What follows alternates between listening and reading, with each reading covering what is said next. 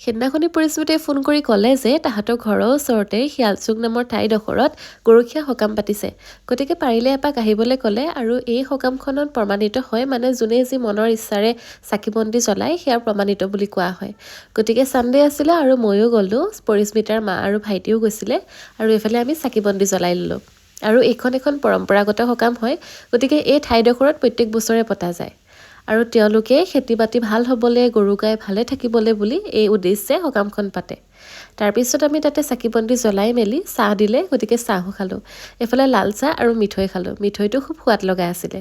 তাৰপিছত আমি সকলোৱে ঘৰলৈ আহিলোঁ। তাৰপিছত ঘৰ আহি পিনি দুজনী অকণমান ওলাই গ'লোঁ, কাৰণ বজাৰ অকণমান কৰিবলগীয়া আছিলে।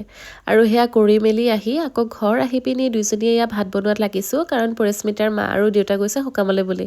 মায়ে বাৰু ভাত দালিখিনি বনাই থৈ গৈছে, বাকীখিনি আমি চিকেনৰ আইটেমকেইটা বনাব লাগে।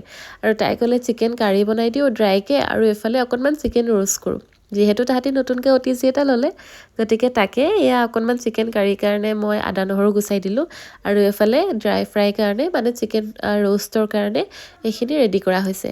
বাকী আৰু তাই কিবা অকণমান অফিচৰ কাম আছিলে, গতিকে মই তাতো অকণমান হেল্প কৰি দিলোঁ লিখি মেলি, আৰু তাই লাগিলে ভাত বনোৱাত। আৰু তাৰপিছত মই একো ভিডিঅ' কৰা নহ'লেই, কাৰণ পাহৰিয়াই গ'লোঁ, ভাত পানী খাই বৈ পিনি ডাইৰেক্ট ঘৰে আহি গ'লোঁ।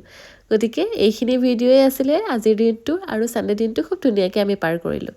আৰু ভিডিঅ'টো চাই কেনেকুৱা পালে জনাবলৈ নাপাহৰিব। আকৌ এটা নতুন ভিডিঅ'ত পুনৰবাৰ লগ পোৱাৰ আশাৰে আজিলৈ বাই বাই।